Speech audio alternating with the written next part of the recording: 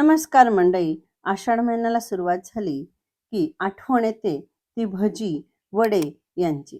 पण त्याचबरोबर घरोघरी कापण्या करण्यासाठी लगबग सुरू होते.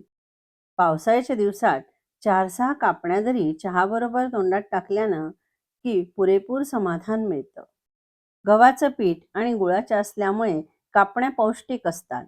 याचं पीठ भिजवताना त्यामध्ये थोडंसं चण्याच्या डाळीचं पीठ आणि खुसखुशीतपणासाठी थोडासा बारीक रवा घालावा.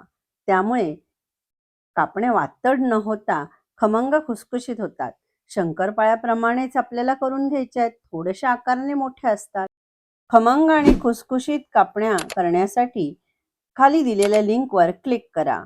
यूट्यूबवर संपूर्ण रेसिपी बघण्यासाठी क्षमा फूडीज झोन चॅनेलला सबस्क्राईब करा आणि इन्स्टा पेजला लाईक करून फॉलो करा. धन्यवाद.